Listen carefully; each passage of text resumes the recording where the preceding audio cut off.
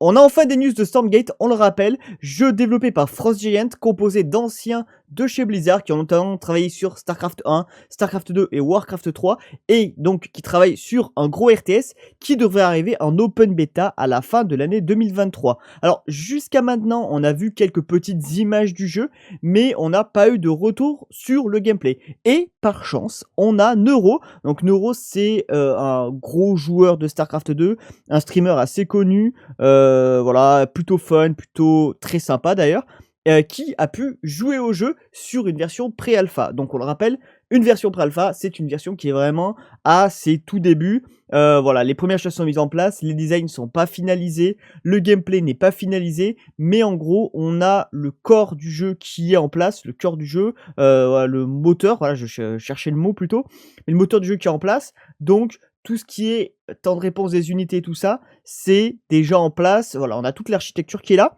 Et du coup, il nous donne ses premières impressions sur le jeu. Alors, sachez-le, dans cette vidéo, on n'aura pas d'image du jeu, mais on aura le point de vue côté gameplay. Ce qu'on va faire, c'est simple, on va analyser ce qui est dit. Je vais vous traduire à peu près tout ce qui est dit pendant cette vidéo. Vidéo qui dure 40 minutes. Donc je pense que la vidéo va durer bien plus que ces fameuses 40 minutes, puisque je vais essayer de traduire à chaque fois ce qui est dit.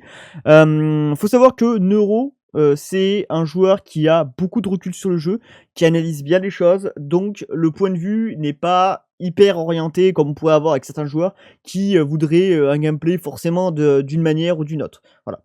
Et on le rappelle également, vidéo qui est tournée avec Beowulf. Beowulf qui est, alors, qui, je vais pas dire trop de conneries, mais qui travaille sur Stormgate Nexus, avec Stormgate Nexus, qui est globalement un site qui regroupe toutes les informations concernant Stormgate, qui aussi a beaucoup travaillé sur StarCraft 2, sur des outils pour faire du cast, si je dis pas de bêtises, qui travaille avec les IEM, enfin vraiment voilà, un mec très solide aussi dans la communauté du RTS et qui gère cette interview. Écoutez, on est parti, je mettrai des pauses pour traduire. Let's go et n'oubliez pas de vous abonner. Start the recording, and here we go. Hello, everyone. Welcome to Stormgate Snapshots, the first one, and we have, you know, it's a special one. Neuro here is the first community member, to my knowledge, that has actually had a chance to take a look and play the internal Stormgate playtests. So, you know, Neuro, though, before we get into that one, can you please, you know, who are you? What do you do? How did you get this opportunity?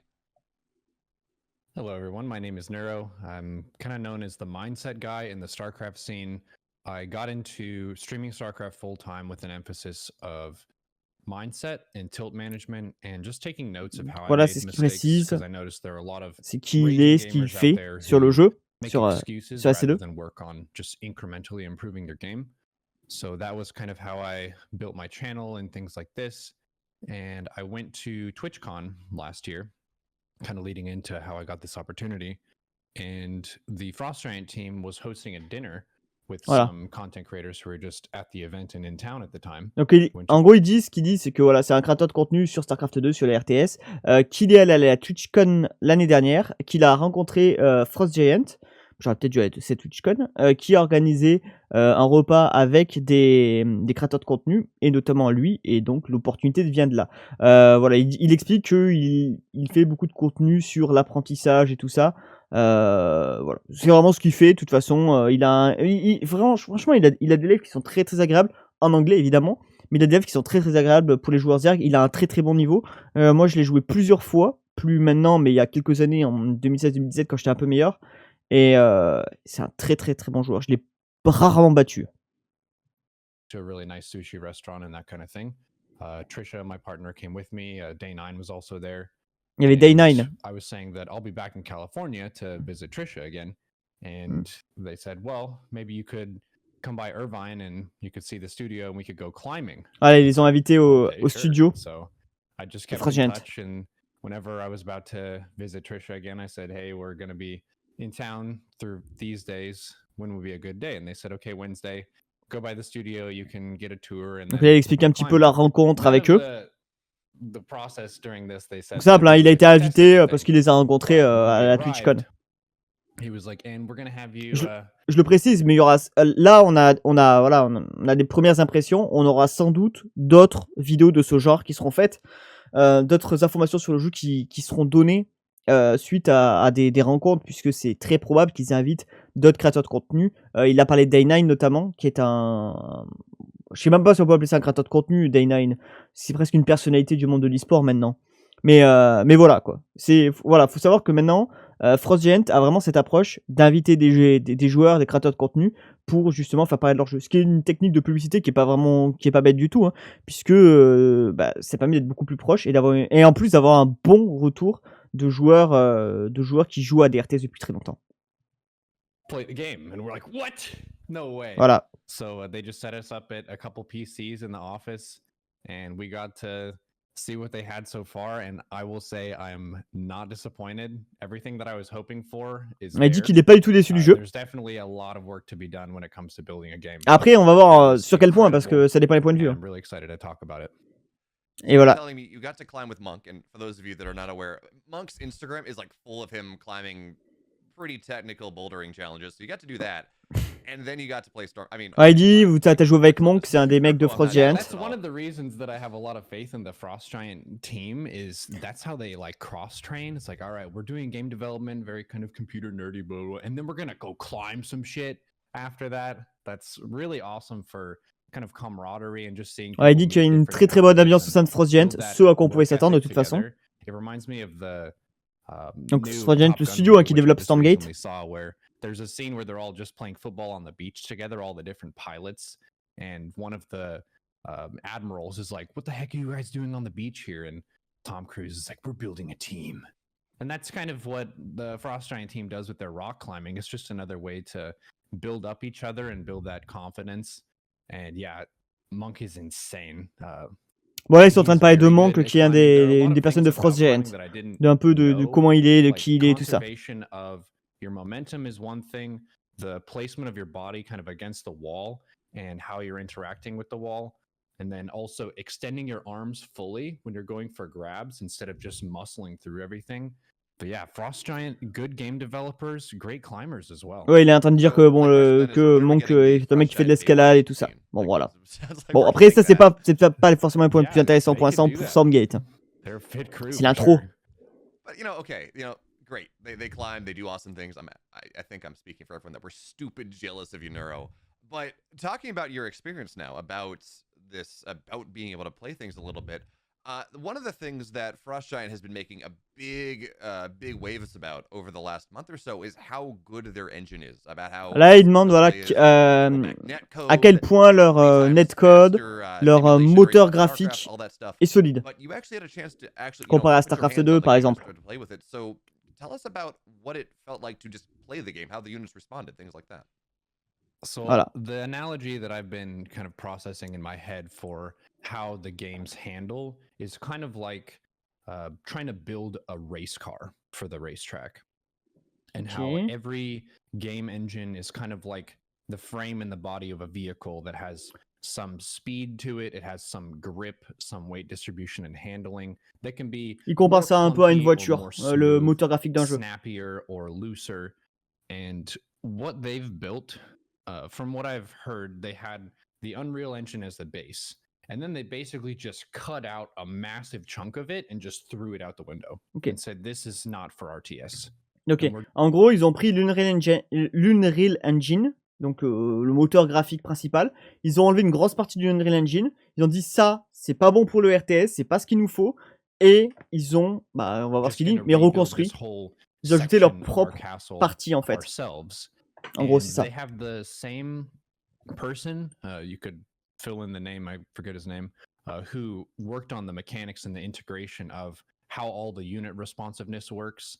From the StarCraft 2 team, he's now on the Frost Giant team. Et la personne qui s'est occupée de la responsivité, la réactivité, on va dire, des unités et tout ça de StarCraft 2, c'est la personne qui travaille sur ça également à Frost Giant.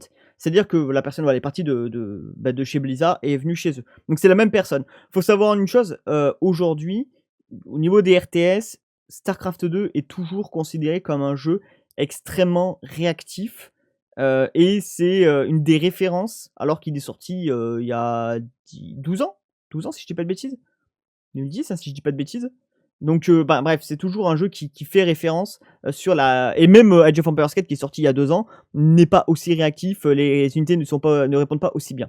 So Donc they ça, basically had c'est un the excellent same point. guy, the architect, who had a L'architecte, really voilà. fundamental grasp of how these engines work and how to make many units on the battlefield all handle really crisply and well. Their vehicle so far is an F1 race car. It is that fast, it is that crisp and that responsive. Il dit que c'est I just extrêmement took réactif. several minutes just to like click the Il a dit il a units pris plusieurs around and minutes watch them move. And then à prendre des unités, à les regarder se déplacer, also move or attack move stuff, les and then faire... just spam the hold position button to see how fast and snappy everything Alors, was. il y a 2-3 trucs qui sont dits, c'est que voir aussi les mouvements d'attaque, comment ils sont faits, également les mouvements de tenir position et tout ça, ce qui laisse entendre qu'il y a ces mouvements-là, chose qui est plutôt très bonne, parce que quand je vois... En fait, j'ai l'impression qu'ils reprennent ces mécaniques-là vraiment de StarCraft 2, et ils auraient raison, puisque c'est probablement une des meilleurs points de StarCraft 2, quoi qu'il en soit. And it handles like a Et dream. du It coup, is basically the il dit que same ça... as StarCraft. Voilà. It's hard to tell if it was Ça se réagit faster aussi bien per que se, StarCraft 2, because I would need to like do a side by side mais qu'on se rend pas comparison compte of the two of them. de si c'est But plus réactif boy, que StarCraft 2. howdy, is Mais bon, it StarCraft 2 est très réactif, fast. alors bon... There are different games, I would say, in various genre categories. You've got first-person shooter games. Some of them, when you kind of turn your character or aim your gun, it feels kind of loosey-goosey, kind of gross. Là, qu'on passe au FPS, qui I des don't like fois, playing those games. quand tu If it déplaces ton flingue, feels ça fait des sensations slow and bizarres et tout. sloppy, I don't want to play it.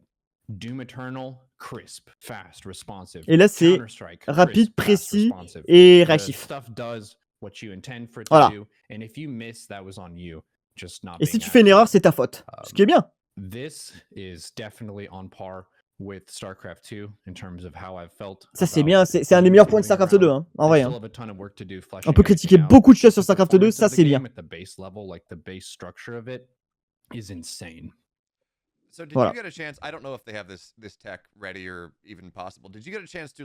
They didn't let you kind of play under simulated lag conditions or anything like that, so you could kind of get a feel for how good rollback netcode feels or not, or was that just not possible? I think they had the server was just there, Okay. so it was very low latency. But Ok, là, if alors j'avais pas playing compris sa with- question. En gros, il demande est-ce que tu as joué sur des serveurs distants, des serveurs locaux et tout ça. Comprendre pour les néophytes qui comprennent pas ce que ça signifie. Globalement, si tu joues sur des serveurs qui sont locaux chez toi, que tu passes pas par le réseau, bah t'as pas de lag. Donc bah t'as pas de latence quoi. Alors, je vais vous être honnête, là il a dit c'est pas trop, tu vois. Mais en gros, il y a de grandes chances que ça soit sur des serveurs locaux que ça se tourne. Puisqu'aujourd'hui, ouais, après, ça peut être sur des serveurs distants, mais fermés et tout ça. Mais oui, effectivement, il y a de grandes chances qu'il y ait très peu de lag et tout ça. Ce qui ne signifie pas qu'il y aura du lag plus tard. Je pense qu'ils ont l'expérience de StarCraft 2, et StarCraft 2 est plutôt très bon sur ça. Même avec un gros ping, t'as globalement une bonne réactivité. Un ping moyen, on va dire plutôt. something, just extremely fast, yeah. Voilà. And then I guess then talking about how fast that engine is in different writings that they put out, they've talked about how they have 1,300 units on the map at any given time, which for StarCraft that's a lot for a 1v1. Certainly, if you play 2v2, 3v3, 4v4, it starts to eclipse that. Were you able to go higher than that? Like, how big were these armies? How big? À quel point les armées étaient grandes et comment ça réagissait, We le jeu. didn't make massive armies per se. Ils n'ont pas fait des armées massives. We didn't go into this expecting to test the game. It was like a gift when we arrived of hey. Ils disent qu'en fait, voilà, le but c'était pas de tester, c'était juste de s'amuser. Et ils ont fait quelques cartes. Ils ont joué sur 2 cartes. The armies that we built, I'll just tell the story of the 2 matches because they're pretty cute. The first one, there's a unit that I made. Donc là, il détaille les 2 parties qui sont passées. Je vais écouter et je vais vous détailler ce qui s'est passé. It's a cute little unit. I'm not going to spoil stuff. Donc il va pas détailler quelles sont les unités. We're not supposed to say, but a little unit, scouting unit, we'll say. And I sent one at Trisha, and it can fight, so it's like an attacking unit. And she was like, "Oh, well, this is how it is," kind of a thing. So she ends up building quite a big army, and I'm over here on my side of the map now, like, "Oh man, the mechanics are so poppy. Like, oh, look at those trees. Those trees look awesome. Oh man, this unit is really cool." And I'm just having fun, like not really thinking about, oh, we're in a 1v1. And Trisha made like a big chunk of army and then just moved it at my base. And I was like, oh shit, okay, well, I'm actually dead now. So can we regame? Ok, ce qu'il dit, c'est qu'en gros, il a joué. Il a fait une game, il a envoyé une petite unité pour voir un petit peu ce qui se passait, tout ça, c'était une unité agressive. L'adversaire a fait plein d'unités Et du coup, lui, pendant qu'il s'amusait à regarder le décor et tout ça, gna gna gna, bah en gros, il s'est fait raser son armée. Et puis du coup, il a fait bon, bah ok, on fait notre game.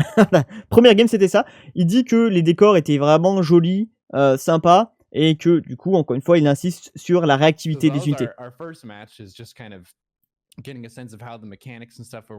Voilà, première partie, c'est comprendre les mécaniques du jeu, quoi. I will say one of the really big credits to their design overall is everything is obvious. Like how to take your base, how to tech up, obvious. It's very obvious. You can mouse over stuff, it'll tell you what to do next. Ça, il dit qu'en fait, tout est clair, en fait. Tout est clair, tout est expliqué, tout est évident sur le jeu. Et c'est bien, un jeu avec de la clarté. Je pense à Age of Empires 4, il y a des trucs, des fois, gros, tu sais même pas, quoi. Enfin, tu réagis, trop d'informations. Et en fait, il vaut mieux un jeu très clair et très épuré. Et ça, c'est bien. Ils n'ont pas copié StarCraft 2. Things moved in a similar pattern of like the tech tree and building up to higher quality units. So in that sense, it was really intuitive and really straightforward to play. The second game, we kind of focused more on taking bases and macroing. Wasn't quite as aggressive early on. We ended up kind of expanding and our bases were touching. It was really romantic and cute. Deuxième game, ils ont fait des expands, ils sont étendus. Tech up and get to some of the higher tier units and things like that. And the models they have for some of them are so heckin' sweet. Probably shouldn't share what each of them are, but the design of the faction that we got to try was gorgeous. It felt fresh. Ok, il dit la faction de ce qu'on a testé, les designs de la faction qu'on a testé étaient vraiment folles. Il ne précise pas la faction, donc bon, ça peut sous-entendre une troisième faction, peut-être, on sait pas. Quoi qu'il en soit, il explique que du coup on a expand, que du coup, bah en fait il y a la gestion des expands et tout. Ce qui moi était quelque chose qui me faisait peur, c'est est-ce qu'il passait sur un jeu totalement différent, où vraiment on se concentrait plus sur l'armée plutôt que sur l'économie ou des choses comme ça. Vraisemblablement, bah non en fait, vraisemblablement non. Donc à voir ce qu'ils disent derrière, mais vraisemblablement du coup c'est proche d'un StarCraft, on va dire. Which is really important, I think, Sur ça. They come from the StarCraft 2 background, and they don't want to just make StarCraft 3 per se. It should be fresh, it should be different, and it definitely is. C'est rafraîchissant par rapport à StarCraft 2. Je sais pas, j'ai pas le mot en français. They felt, I would say, like tout jeu fraîcheur. They all brought something fairly unique to the table. Ils ont amené des choses uniques. Super overpowered, but I would expect that as they're fleshing out everything. Attendez, je réécoute ce qu'il vient de dire là. Overpowered, but I would expect that as they're fleshing out everything, there will be the phase where they release enough that everyone can kind of play the races and the factions, and stuff is going to be OP in the short term, but that's all fixable in the long term. But yeah, the maps, I think one of the main things that I really enjoyed was the aesthetic of the maps compared with the units. They talked about this in some of their interviews so far, where they wanted everything to be really visually distinct, and they nailed that big time. Like, it's really easy to see the units against the ground, and it's easy to see the different units and how they are discrete from each other. Ok, ok. Alors, point très important, en gros, ce qu'il explique, c'est que la lecture sur la carte est très agréable. C'est-à-dire que tu vois clairement les unités, tu comprends quelles sont les unités, tu arrives à lire ça.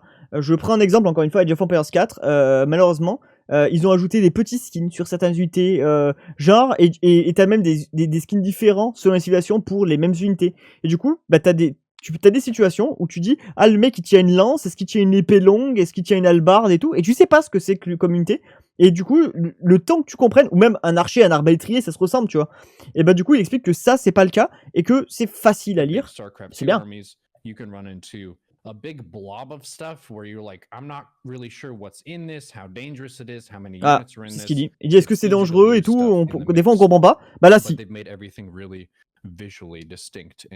Visuellement, c'est très distinct. So I know that you played the human resistance, right? That's the faction that's kind of been built out. Ah, quoi? Non, c'est ça? So I know that you played the human resistance, right? Ah bah il a joué humaine résistance, la résistance humaine comme faction. Bon bah kind of been built out. Actually, to my knowledge, that's the only faction that really has been built out for the most part right now. But can you give us any insight into how that play? I know you spent game one just clicking back and forth, which fair. But can you give us any insight into how the game played? Is there any? Okay, it plays like Protoss a little bit, and that's a lot of tech units and some support units. Is it very swarmy? Like, is there? Il me demande comment elle est, comment est la faction. Est-ce qu'elle est plutôt comme un ZR, comme un Terran, comme Protoss, quoi. Alors, attention, je précise, quand ils disent ça, c'est est-ce que c'est orienté du coup technologique, est-ce que c'est orienté armée, est-ce que c'est orienté masse d'unités, voilà, c'est comme ça qu'on sous-entend Protoss Terran direct. Protoss étant considéré plutôt technologique, vous voyez ce que je veux dire. C'est voilà, il n'y a pas des canons de rush. Ah, peut-être qu'il y aura des canons de rush, on sait pas. Multiple of them, like I can remember a distinct feature that felt more Protoss-like. Ok, il y a des features qui ressemblent au Protoss, des fonctionnalités. Il y en a qui ressemblent à la Terran. Et certaines qui ressemblent au Zerg. Ah non, attends, quoi? Non, non, pas au Zerg. Et certains qui ressemblent aux humains de Warcraft. Another like broad stroke thing that I believe they've already talked about is the lethality of units and just like what the damage output of armies is like. And I think they're trying to split the difference between StarCraft 2 and Warcraft 3. Warcraft 3, you've got like really slow, low impact kind of damage for fights. Je vais vous résumer. Lots of micro potential over a very redacted engagement. And then StarCraft 2, you can just have boom, boom, Widowmine shots, army is gone. And it's that fast. So this felt somewhere in between where you're not watching an hour-long video of a footman and a grunt fight each other. Ok. En gros, ce qu'il explique, c'est que on a un problème actuellement dans les RTS. Enfin, c'est pas un problème en soi. C'est que vous avez des jeux comme StarCraft 2 où tu te fais raser ton armée instantanée. T'as des jeux comme Warcraft 3 où les fights durent 1 heure. Et ben du coup, ils ont fait quelque chose entre les deux où comment ils appellent ça? Il dit la létalité des unités est moins forte. Ce qui est plutôt une bonne chose parce que ça entraîne du coup, ça rend le jeu plus simple pour les débutants, ça rend le jeu moins spectaculaire, mais on n'est pas au point de Warcraft 3. À voir à quel point c'est spectaculaire parce que malheureusement le côté spectaculaire il le faut pour plaire à la communauté. Voilà. Also not watching stuff like get insta-blapped by a Widowmine. It felt right in the middle, which is a nice spot. I think a lot of people have complained through StarCraft 2 about. Bah, ils disent que beaucoup de gens se plaignent de ça sur StarCraft 2. Bah oui, les Widowmine, c'est l'exemple. Hein.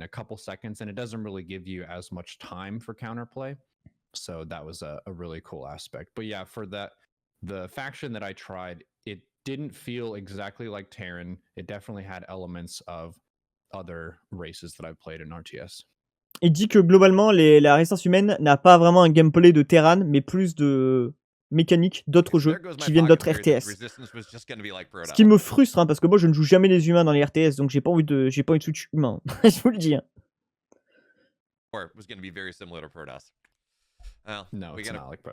Ah, c'est pas comme Protoss. Bon, ça va. But Neuro, you do talk about Widowmines, you know, the spellcasters that kind of feel bad in StarCraft because they immediately evaporate armies. Did you get to? Did they have any spellcasters built into the game? Did you play les spellcasters. Ceux qui jettent des sorts. Il va en parler. The non-just fighting units are kind of going in their design. Yes, there was spellcasting in the game. I think they're planning to add more, but they were talking about how it's really cool when you can make a unit distinct without needing to add abilities, because adding abilities to units increases the complexity of the army. And managing multiple spellcasters is really, really hard because you want to have different control groups and it involves a lot of. Donc là, il explique le fonctionnement. Il explique pourquoi il faut faire attention en ajoutant trop de spellcasters, de jeteurs de sorts, parce que ça ajoute beaucoup de complexité au jeu, ça ajoute beaucoup de micros demandés aux joueurs et du coup, ça complexifie énormément le jeu. Everything. So some of the units, they had some really cool behaviors to the unit that didn't involve an activated ability. It was more of like how you set up the unit and how it starts to fire and that kind of thing. Okay. So I was kind of comparing that to how in StarCraft you have the different micro ability of roaches compared to hydras.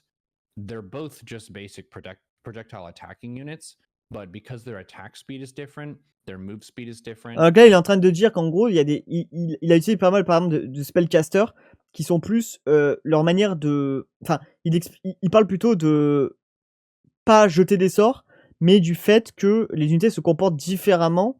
Et alors après, il va peut-être pas des spellcasters, attention, c'est pas fini. et que du coup, voilà, enfin il compare par exemple les cafards et les hydralisques qui se comportent différemment et que tu ne gères pas de la même manière. On va voir où il va. And their range is different, you're going to be controlling them differently. So the armies that I messed around with and in the units that I messed around with, kind of similar. They were like low on the spellcaster number relative to overall units, which I think is a good thing. But there were quite a few units that had a really interesting behavior for how you deploy them, even though they just do a simple attack. Ok, il explique que globalement, il a utilisé principalement des unités qui n'avaient pas de comportement de ce genre-là, de skill particulier, de spellcast, mais que globalement, il en a utilisé quand même. Et ce qui était intéressant, c'était surtout la manière dont elle se déployait. Allez, on passe à la suite. Oh, that's very cool. And then talking about, okay, how easy is this to control, how hard it is to control, Frost Giant has dedicated a lot of time in their onboarding, and I know you said it kind of things flew well together, but in their onboarding and different techniques to lower the skill floor while making the skill feeling D'accord. very high. Ok. Auto-adding things to hotkey groups, things like that. Donc là, le sujet, c'est l'onboarding, c'est le fait d'arriver à attirer des nouveaux joueurs, à les faire rester, à les fidéliser. Ouais, c'est pas mal comme terme. En gros, c'est ça. How did that feel? Can you talk us through these, I guess, quality of life changes that they're implementing? C'est important comme point. There was a really nice change to the like, I guess you could say, command card area, where it gives you just a general menu for I want to make units, and you get to a menu and then you can just make the units that you've unlocked. That's kind of like how Protoss can select all warp gates and then warp in any of the warp gate units. They kind of just expanded upon that. Ok, en gros, ils ont fait un menu, une carte, enfin voilà, une mini-menu en bas, où en gros, tu peux dire, je veux produire telle unité et telle unité. T'as pas besoin de sélectionner ton bâtiment. C'est un peu comme, il dit, c'est comme les Protoss où t'appuies sur W et tous tes portails, tous tes warp gates te permettent de produire tes unités aux mêmes endroits. Et en gros, alors ça, il l'avait déjà expliqué, mais l'idée, c'est d'avoir des groupes de contrôle globaux. Par exemple, groupe de contrôle d'armées, et globalement, tu as toute la liste des armées que tu peux produire. Si vous avez vu ma vidéo que j'avais fait sur Stormgate, pardon, je me trompe, sur Immortal Gates of Fire, j'avais justement parlé de ce sujet-là. Alors, c'est très contre-intuitif au départ, c'est très bizarre quand tu as du monde du RTS, mais au final, ça devient vite très utile et indispensable parce que tu gagnes énormément de temps. Donc, globalement, en fait, tu n'as pas besoin de revenir à ta base pour produire. Ça enlève une partie de la macro et ça accentue l'aspect fight. Voilà. À voir si, par contre, l'économie est bien gérée derrière. Ça, c'est important pour moi. Idea, which does make things quite a bit easier. They were saying that that's the kind of feature where it may still be faster to select the structures individually and choose which structure makes what, depending on what you're doing. So it didn't feel like something that would be too disruptive to the pro scene. And I know that's the tightrope that they're trying to walk, which is they want to make a competitive esport game that also is welcoming to new players. Voilà, ils veulent faire un jeu compétitif, one of the things that StarCraft 2 ended up kind of missing on in some sense, where mais qui attire aussi des nouveaux joueurs. And so hardcore, and to get started with 1v1 ladder is really hard. Et ils expliquent que, c'est ce qu'il dit, c'est que StarCraft 2, c'est le problème. En fait, le problème de StarCraft 2, c'est ça, c'est que les nouveaux joueurs, ils se font dérouiller, du coup, ils viennent pas, quoi. Parce qu'en fait, ils savent que le jeu est affreux et qu'il est très, très pas... Il accueille pas bien les nouveaux joueurs, je trouve. Et je suis d'accord, moi, sur StarCraft 2, t'es obligé de regarder 8 heures de tuto avant de commencer une game, c'est bon, quoi. Et puis, faut être rapide, tu sais que le niveau est haut, enfin, voilà, ça peut être frustrant. Ça, je suis d'accord. They've definitely made big improvements on that compared to StarCraft 2. And then you also said that it felt like, in terms of where you had to expand, how your tech path was going to increase, that also just kind of dragged you along the rough bones of how a game should be played, right? Yeah, it's very straightforward, like what the resources are, where they are, how to set up a base next to it, how to mine from the base. Very intuitive, very straightforward. Donc il y a des ressources, voilà, qu'il faut récolter, qu'il faut miner. Attendez, je reviens en arrière, il dit un truc qui m'a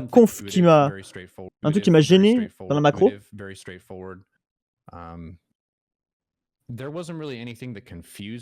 Ah non, il n'y a rien qui l'a gêné en termes de macro. That's one thing that I definitely got upset by in the Legacy of the Void StarCraft beta when they tried to do auto mule, auto inject, and auto chrono boost. God, that was the very worst. It felt like almost half of my skill as a Zerg player of base management, inject timings, all this kind of stuff just out the window, and now you just watch your bases macro. It didn't feel like that. So there wasn't like too many training wheels and hand holding. It still felt like I'm doing the work here. Ok. Donc là, il compare. En fait, il dit. On pourrait dire, ouais, bah, le jeu va être trop facilité, justement. Là, je pense à Immortal Gates of Fire, où justement, bah, t'as tes villageois se produisent sous-sol. Et il compare à l'époque de Legacy of the Void, où en fait, il y a. Alors, certains n'ont pas connu ce moment, c'était en 2015.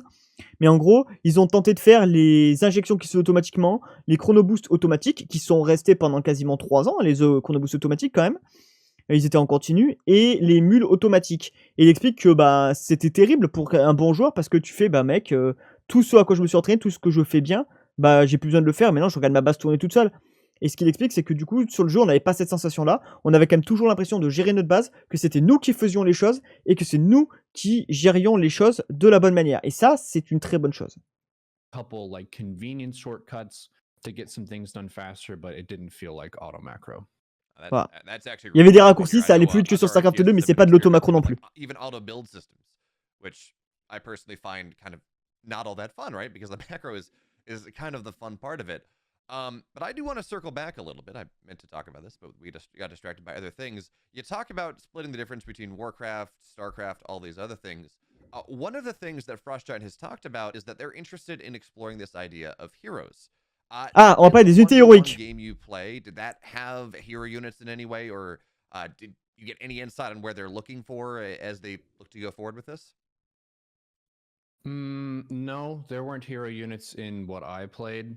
Il n'y a pas d'unité héroïque. They did talk about potentially having creeps on the map, but they didn't go into stuff about hero units. They did say that they want to be careful not je passe. having creeps on the map.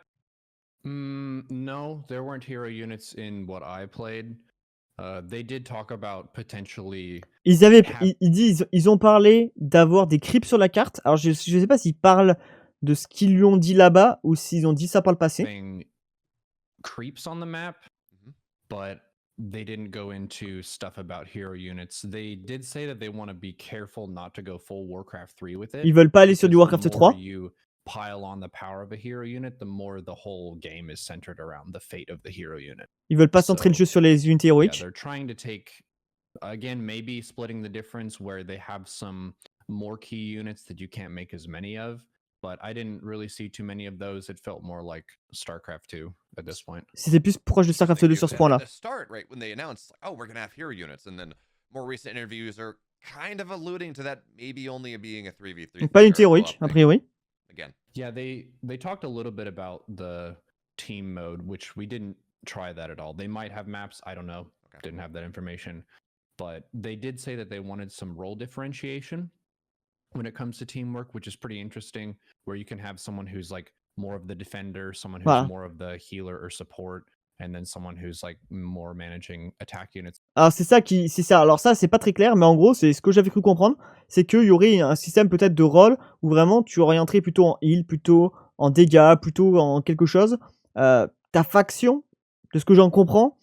Et moi ça me fait penser à un concept un peu de, pas d'unité héroïque, mais de commandant. C'est-à-dire que tu aurais, alors je ne sais pas du tout comment ça s'oriente, et lui non plus, mais que ça serait presque des commandants, je sais pas, t'as un sort de soin, un sort de recall, un sort de dégâts de zone, ou je sais pas quoi, qui te coûterait, que tu peux exécuter, que tu peux lancer toutes les 3 minutes, ou un truc comme ça, par exemple. And stuff like that. I don't know exactly how that would come into play, but it's very possible that they have hero-like units that can do that.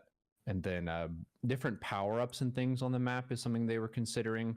Ils considèrent des power-ups sur la carte, c'est-à-dire des objets que tu vas récupérer. Et ça c'est bien, parce que ça force les déplacements sur la carte. Have like neutral creeps that you could potentially fight and they can improve your situation. But les creeps que tu peux tuer qui améliorent ta situation. Going for items in inventory, kind of like how you have in Dota. Gotcha. Attendez, je réécoute juste ça, désolé. Items and it can improve your situation, but they said that they weren't going to be going for items in inventory, kind of like how you have in Dota. Okay. Gotcha. And it occurs to me, because having Trisha X Payne here, you have one of the most formidable team players or team game people in the scene, which would have worked out really well, I guess. Yeah, that's another thing that is really cool about Stormgate, which is they're making 3v3 one of their main modes. Ouais. For StarCraft 2, the 2v2, 3v3, 4v4 are kind Ils of expliquent like que il explique que le 3v3 va être vraiment un de leurs modes principal. Ça va pas juste être du fun. Enfin, ça va être du fun, mais c'est vraiment, ils vont dire, il y a du 1v1 et il y a du 3v3. C'est-à-dire que c'est pas comme sur StarCraft 2 où tu peux jouer en 2v2, 3v3, 4v4, mais c'est pas un mode principal, c'est tu vas pour t'amuser. Là, ça va être 3v3, c'est un mode de jeu sur lequel ils pensent le jeu. Voilà. add-on where they weren't balancing the game around those modes. The map support for them was really low, and it was kind of like a, Oh, if you want to do this, you can. Ils veulent and équilibrer aussi le jeu autour du mode 3v3. Bon, rendre des cartes régulières, donner des cartes régulièrement et tout ça. a lot of people really enjoy it. But Par it contre, wasn't- attendez, ce que je suis en train de comprendre, c'est que c'est de la map fixe. Hein. On n'est pas sur du AO4. Parce que du coup, tout à l'heure, il parlait de plusieurs maps sur lesquelles il a joué et tout ça. On a l'air d'être sur de la map fixe. Hein. Voilà, c'est pas de la générer et t'as tout le temps une map différente. wasn't really something that they poured a lot of resources into. Whereas with 3v3, they want to have a ladder. They want to make a lot of maps for it. Il va y avoir un They wanna ladder make it more 3v3. of a key part of the game, because one of the downsides of StarCraft 2 is it's not a very social game in a lot of ways. Like 1v1 ladder is the main mode. You do have co-op, but it's not really as social and fun when it comes to wanting to play with lots of players. So for them to place a lot of emphasis on 3v3 is really cool for the people who honestly like the team games in StarCraft 2 more than En fait, en gros, il explique que le problème d'aujourd'hui de StarCraft 2, c'est aussi il y a le côté social qui est absolument absent parce que tu joues quoi en V1. Bon, on pourrait parler aussi de leur chat qui est une catastrophe, à mon sens. Je suis désolé, mais vous allez sur le chat de StarCraft 2, c'est bon, hein, voilà. Si vous avez joué à l'époque à StarCraft 1, moi je me rappelle qu'on passait des soirées sur les chats à parler. Mais en fait, le problème de StarCraft 2, c'est qu'au tout début du jeu, le chat n'était pas là. Je sais plus au bout de combien de temps il est arrivé le chat. Je dirais bien. Franchement, il a mis trop 4 ans à arriver, je crois, le chat. Même les clans et tout ça. Non, peut-être moins, peut-être 2 ans. Mais du coup, en fait, les joueurs sont habitués à jouer dans leur coin et voilà quoi. Et effectivement, ils veulent rajouter du social. Faut comprendre qu'aujourd'hui, de toute façon, j'en ai déjà parlé dans d'autres vidéos, mais ce qui intéresse les joueurs, c'est aussi le jouer en multi. Et le 3v3 va bien dans cette lignée-là. Après, pourquoi ils ont fait 3v3 plutôt que de la 2v2 ? J'en ai aucune idée, mais je suppose qu'ils ont fait une étude de ce qui était préféré par les joueurs, quoi. Enfin, ils ont pas sorti ça de leur chapeau. which is fair. Yeah, I've already told my girlfriend that, yeah, she doesn't want to play StarCraft with me, but she does have to play a couple 3v3 games at the very least because the onboarding is going to be there, I guess, theoretically. But going back to the gameplay for a moment, Frostshine has talked about how, in StarCraft, air units are just stupid dominant, carriers and broodlords, and Il parle des unités aériennes. they can transcend the map. They've talked about how they think there is still a place for air units, but hopefully not going to be nearly as dominant as it is in a StarCraft or something. Did the Resistance faction have air units? Did you get any sense of feeling about how that's going? Yeah, it's kind of a work in progress for those. I think they were talking about they wanted to make more collision issues for air when it comes to the map. So they don't have just free reign over everywhere. They do have more just map obstacles to contend with. Whoa. So they're a little bit more limited. And I think they wanted to narrow the scope of the power a little bit in some sense. But one of the, I think, big picture things they were talking about was having some like super units compared to StarCraft 2, where when you get into the late game, you can make much more powerful stuff than in the early game. Ok, stop. Je fais une pause. En gros, il explique que ils vont.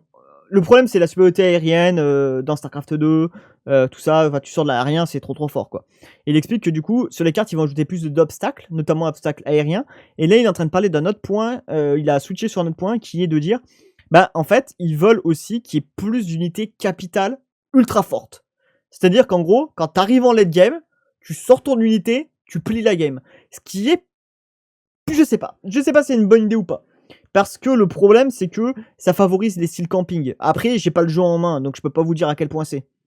I think to kind of resolve matches a little bit sooner, like if someone gets really ahead, one of the things that I was talking about being frustrating for players is if someone just sits on 4 bases and they turtle really hard, it can be really hard to break that, and it's a pretty unfun situation for the player who has. En gros, là, ce qu'il explique, c'est qu'il compare ça à la situation où, en gros, t'es devant la game, t'as gagné, t'es ultra bien. Le mec, il campe sur 4 bases, il se mure et il attend. et ben tu peux arriver à lose la game alors que techniquement elle est gagnée. Là, c'est assez délicat comme point parce que il dit c'est pas marrant parce que c'est pas censé arriver. Mais ça fait partie. Je sais pas si ça fait pas partie du monde du RTS de pouvoir revenir d'une partie qui est pliée. Là, en gros, ce que j'ai peur, c'est que ça sous-entende que t'as perdu ta partie et c'est tout. Et après, c'est pas forcément bête parce que ça va entraîner des games qui seront plus courtes puisque tu dois plier ta partie avant parce que tu sais que si la partie se prolonge trop, ben tu vas te faire allumer quoi. Map freedom and map control. C'est So délicat. they were talking about how you could potentially go and tech up a lot higher in this game and get some stuff that's like really super strong, like Ah, tier 3 units in StarCraft, but maybe tier 4 type of units. ok, ce qu'il explique, c'est qu'en gros, il va y avoir des tiers au-dessus du tiers 3 de ce qu'on aurait avec StarCraft 2, genre au-dessus du Protoss et tout ça, au-dessus du Carrier et tout ça. Tu auras encore peut-être un tiers au-dessus d'unité, et du coup, tu pourras viser vraiment de la techno encore plus forte, qui a priori pliera vraiment les games, quoi. Ce qui. À voir. De toute façon, c'est toujours pareil, c'est à voir. Hein. I don't know if I made any of those. I don't think I did, but that was another thing that they were talking about, expanding upon the existing feeling of how StarCraft armies grow and develop into the late game. So we get the air Terratron. units. We get the what? We get the Terratron. The Terratron, or like the what was the heckin' Odin thing? The super huge Thor. Yeah. Or like the Yeah. Leviathan, Ah. I think you get one. Il parle du Super Thor Yeah, de the la Zerg campagne. one, the Leviathan. Yeah, that could be heckin' sweet. I do like the idea of giving the person who has map control more ways to create edges in the game. Yeah, That's good. I think you have to be careful a En gros, little il bit explique, then, j'ai depending cru on comprendre faction. qu'en gros, il explique que il aime l'idée de dire que celui qui a l'avantage du map control aura un plus gros avantage. Design if you have factions that are designed J'ai to pas get d'avoir mal that traduit map ça, control, mais pour moi, c'est say, ça. a ZVT or something where the Zerg is supposed to have that map control, and then maybe that rewards. I don't know. But you talk about that map control though, and expanding Parle du map and control. doing things like that. I know it's early, but did you get any sense of how the resource expansion rate was supposed to be in terms of, you know, in the first two expansions of StarCraft, 3 bases was kind of all you needed for quite a while. In Legacy, minerals started to mine out faster. You had to take more bases. Il parle des ressources. At a much faster clip. Did you get any sense on like how quickly you felt that you had to expand, at least in that second? À quelle fréquence faudra expand pour poser des bases? It felt like maybe it was a little bit slower to expand than StarCraft 2. C'est pas autant que StarCraft 2. Comparing it to a Zerg hatch first. And again, like the factions will probably expand at a slightly different rate.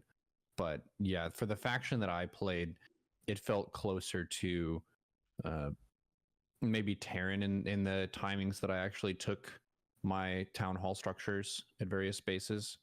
And that felt pretty good in terms of the workers that I was making. And obviously, it was like the second match that I ever played. So Là, ce qu'il explique, c'est qu'en gros, le ressenti, c'était que t'expandais pas aussi vite qu'un Zerg, mais c'était à peu près la sensation d'expandre comme un Terran expandé. Il explique que selon les factions, c'est sans doute que tu poseras pas tes bases à la même fréquence et tout ça, mais il avait la sensation que c'était un peu comme Terran, mais il semblait sous-entendre que c'était pas quand même aussi rapide que sur StarCraft 2 où tu devais poser des bases toutes les 4 minutes, quoi. My build was scuffed for sure. I thought you were. I thought you told us that they kind of did the builds for you. Hey, you know, it gives you that. I'm kidding. I guess I do have another question though about the gameplay. One of the things when we talk about StarCraft being bursty, part of it is widow mines and spellcasters, just too much damage. But another one is because StarCraft units clump together so much, AOE is really powerful, probably overly powerful. How? Any sense on how Frost Giant, or at least the dégâts de zone faction, is dealing with A, kind of unit clumping, and B, big, powerful AoE type stuff? So one of the things that's coming to mind with kind of imagining what the army looked like on the field, the units looked like they took up a little bit more space than I'm thinking the small units in StarCraft 2 of like the Marine and the Ling. Because I think that's one of the ways that AoE can be really strong. Les unités prennent plus... en gros, il explique que les petites unités, les plus... Alors, est-ce que c'est les plus petites parce qu'il a peut-être pas tout vu, mais les petites unités étaient quand même plus grosses que du Zerling ou du Marines, par exemple.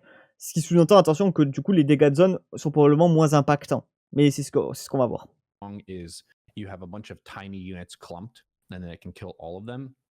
The units didn't feel quite that tiny, even the smaller ones. So in that sense, it felt less vulnerable to AoE.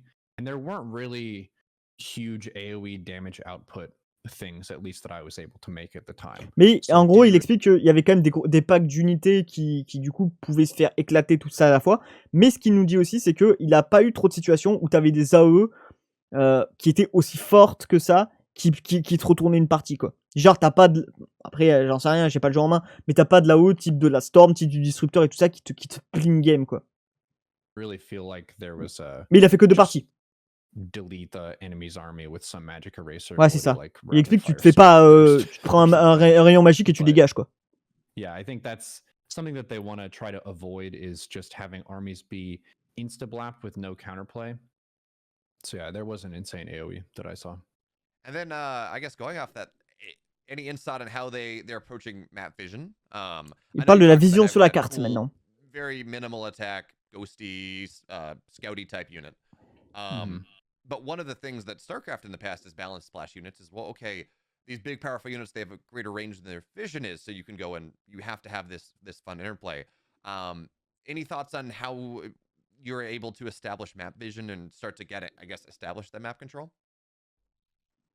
Yeah, for this faction, it didn't have like a Terran scan or anything. Il n'y avait pas It de did scan have the comme les scouting Terrans. units that were pretty cheap and quick to make that you could run around with. So in that sense, map vision was more Zerg-like in how you would get it. I guess there weren't overlords for it. But the fog of war is the same as StarCraft 2, where you have to go get vision for various places. The maps that I played on were on the... Ok, alors ce qu'il nous dit, c'est que la faction des humains était plus proche des Zergs en termes de map vision. Donc prendre de la vision, je suppose, avec des unités. Il parle pas du creep. Donc si c'était une faction qu'il fallait s'étendre ou tout ça. Il dit ouais, j'aimerais bien quand même avoir mes overlords parce que ça me manque. Donc on semble sous-entendre que ça se coûte pas trop avec des unités aériennes type overlord et tout ça. Et que le fog of war, donc le brouillard de guerre noir là, qu'on a sur tous les RTS, il est similaire à StarCraft 2. Smaller side, they did say that they were going to be making bigger maps as well, so your opponent wasn't super far away. Là, il dit qu'il jouait sur une petite carte où il était très proche de l'adversaire. Just pretty similar, like RTS, Fog of War, Ghost Scout. You can see the like kind of darkened outline of the map, even if you haven't found vision of it yet. I don't know if Age of Empires is like this, or maybe it's like full black and you can't. Ok, il explique que c'est comme StarCraft 2 où en fait tu vois dans un rideau noir la carte. Et que quand tu l'explores, bah, tu vois les choses, alors que il compare ça à Age of Empires où justement t'as un rideau tout noir où tu ne vois pas la carte avant de l'avoir scouté. Anything until you go there, but it did make it pretty easy to like see where you wanted to go scout, and they did a much better job this game, I think, for showing on the minimap where your opponent is. Et la minimap est mieux lisible. StarCraft people have complained about is il dit au moins tu sais où est ton adversaire. And then if you don't see it on the loading screen, you might not know which base your opponent spawned in and just be kind of confused about where is my enemy. But for this one, it's like really easy to see all that. Et là, c'est clair. And then were there any map... I know you talked about maybe they might add creeps and buffs, who knows. Were there any map doodads, you know, the equivalent of like a Zelnaga tower or a watchtower or something? Or est-ce qu'il y a d'autres éléments sur la carte? With the map, or are they just probably not there yet? They had different types of terrain to navigate through that they didn't have in StarCraft. There were, and maybe delete this if it's overstepping, but there were some like forests that you can navigate through that force units to kind of be squished through narrow paths. So you probably can't move giant units through those. There was a StarCraft map called Neon Violet Square, I think. Yeah. Donc il explique qu'en fait, t'avais des... Il y a plusieurs types de terrains, notamment par exemple des forêts, dans lesquelles tes unités sont obligées de se séparer, de sortir un petit peu du droit chemin. Et ce qu'il explique, c'est que du coup, probablement les grosses unités peuvent pas passer à travers et tout ça.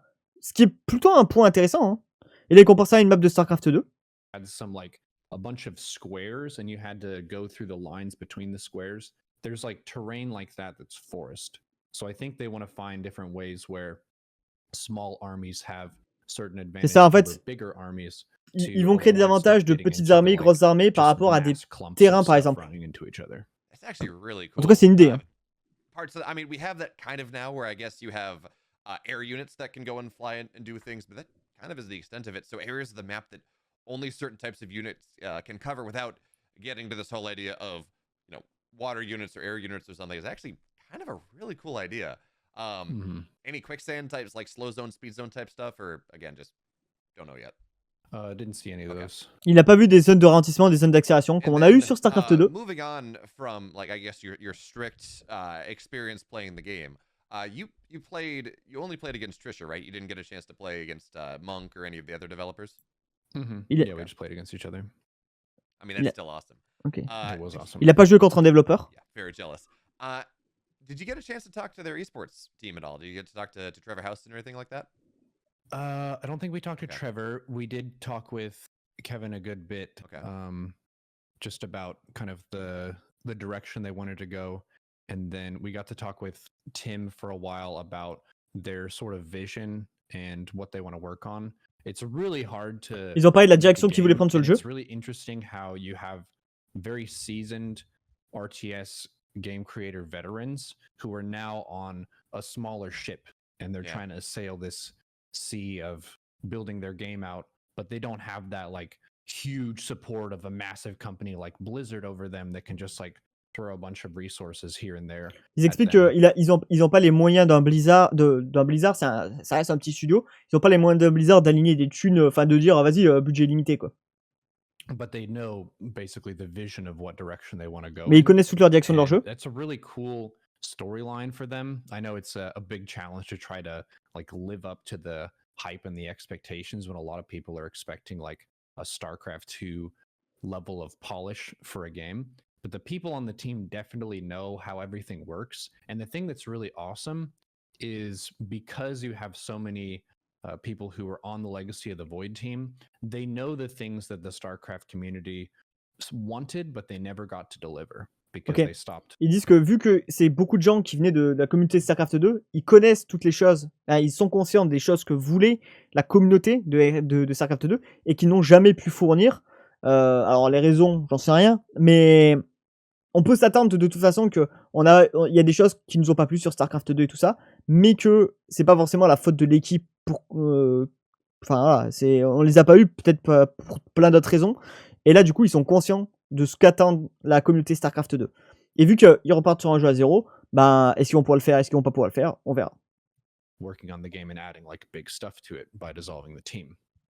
So that's really cool. I mentioned a lot of the things that we had talked about at previous community summits, and those are all in their mind, which is super cool. It makes us feel heard, and I think that's one of the strongest points of this team is their ability to just talk to people and see what they're happy about, what they want, what they're unhappy about. Ils disent qu'ils sont bien à l'écoute des gens en fait, ils sont ouverts en fait, tout simplement. Ils parlent du studio. We talked about to a decent length was the culture of the game and how to try to cultivate a respectful community that's more uplifting of each other rather than degrading, kind of comparing the StarCraft level of manner to whenever I play Dota and it's super BM. How do you get people to be good to each other in these games? What kind of report system? Ils disent, voilà, comment vous allez faire pour que les gens soient bien, soient agréables dans le jeu? Oh putain, le problème de la toxicité, alors ça, comment vous allez faire? Et le système de report et tout. Systems or behavior scores or things like that. So we got to do some kind of theory crafting of their vision for that, which was really fun. Ah, ils en ont discuté, pardon. Ben, on n'aura pas de réponse. Désolé. Articles about, in part about how to go and, maybe fractionalize the community a little less, because right now you're a Zerg, you're a Terran, you're a Protoss, that very much silos you. So I'm very glad to hear them talking about that one. But Neuro, I do have two final questions for you. One that you probably won't be able to answer, but I want to be able to write anyways. J'ai posé encore deux questions. The community has latched onto the worker unit from the Infernals as something that is ridiculously cute and exciting. Do you know how did you get to see that one in game? I know the Infernals. Il demande est-ce que tu as vu l'unité l'Inferno, donc c'est celui qui ressemble à un petit chien, je crois. À quoi il sert? Did you get to see any exciting stuff about? On sait pas s'il a le droit d'y répondre. That cute little worker unit. Just played the one faction. Fair enough. But I told them that anyone who's a Zerg main, based on how the Infernals look, it's going to be really hard to not be an Infernal main. But we'll see what the third faction is. I don't know. And we'll also see how the Infernal faction plays. Ah là, il parle d'une troisième faction, hein, par contre. Il dit on va voir ce que sera la troisième faction. Mais il dit qu'en gros, il a discuté avec les devs que n'importe quel joueur Zerg voudra jouer les Infernaux. Because a big part of why I like Zerg is how the macro works. But I agree. The worker unit for the Infernal is very cute. Ah, c'est le I worker. have no doubt in my mind that if that unit goes in, there will be plushies of that. Like there's the Zergling plushie and that kind of thing. But yeah, we'll see what the Infernals have in store for us. I need that plushie desperately, and Ah, particularly ok, il demande est-ce qu'on aura des peluches en fait de ça? Mhm. D'accord. That'll fund Bah, du petit Stormgate worker, too, ouais, like, bon, right ok. there. But I do have one final question for you, Neuro, before Ah, we're dernière done question. here. By the way, thank you so much for joining me. We've talked about a lot of stuff.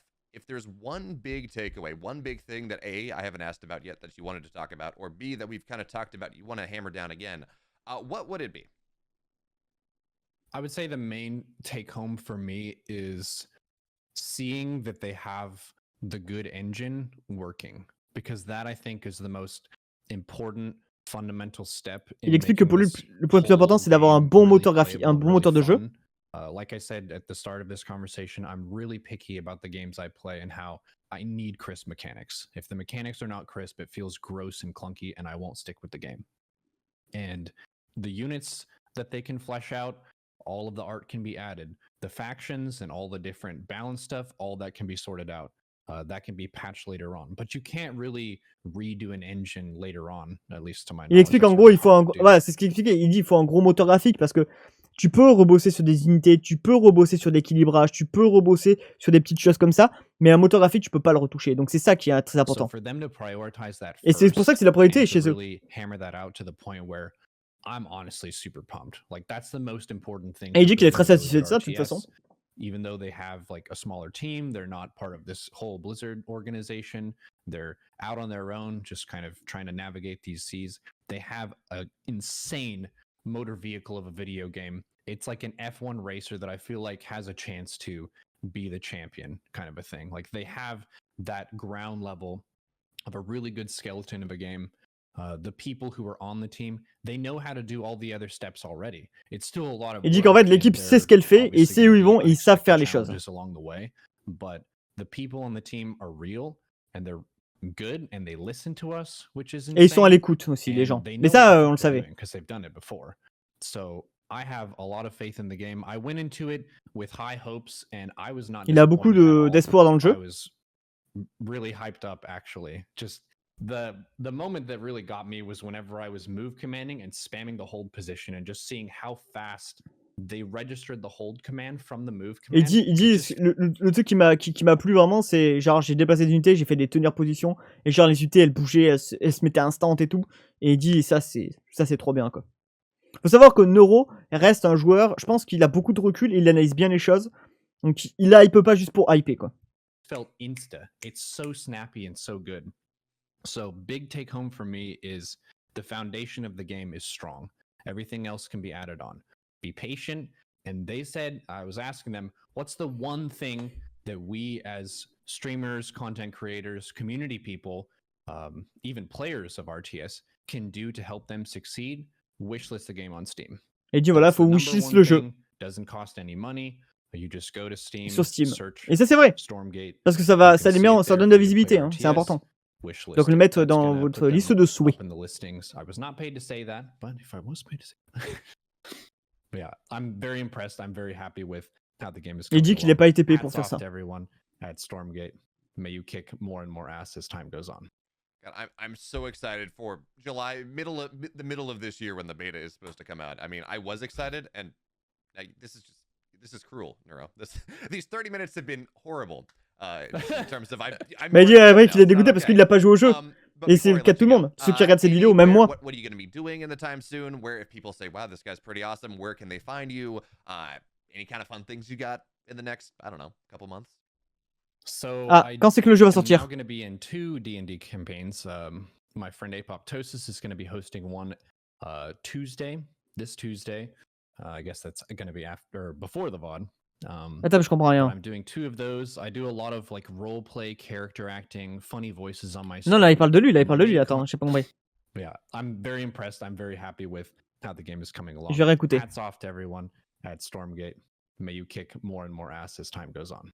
God, I'm so excited for July, the middle of this year when the beta is supposed to come out. I mean, I was excited, and this is cruel, Neuro. These 30 minutes have been horrible. just in terms of I'm more excited now. It's not okay. But before I let you go, anywhere, what are you going to be doing in the time soon? Where if people say, wow, this guy's pretty awesome, where can they find you? Ah, ok, là il va parler un peu de ses projets, de ce qu'il va le faire. In the next, I don't know, couple months. So Il fait du D&D. I'm now going to be in 2 D&D campaigns. My friend Apoptosis is going to be hosting one Tuesday. Beaucoup de D&D maintenant. Tuesday. I guess that's going to be before the VOD.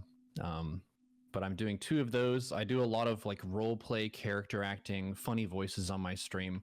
Ouais, il dit qu'il fait des voix, il fait du roleplay, tout ça sur son stream. Neuro, and then I have an active YouTube channel. Neuro is the name of that. I'm super excited to see more and more of Stormgate as they're working on stuff. And the content flow for me recently has been StarCraft. A lot of Dota 2 recently, been very. Il dit qu'il fait du StarCraft, il fait aussi du Dota 2. WoW Classic. I do tanking as a warrior in that game, and Ulduar is coming out. So that's kind of my mixture of content flow. But I would like to get into some more fundamentals of RTS. I've seen a lot of people in my chat.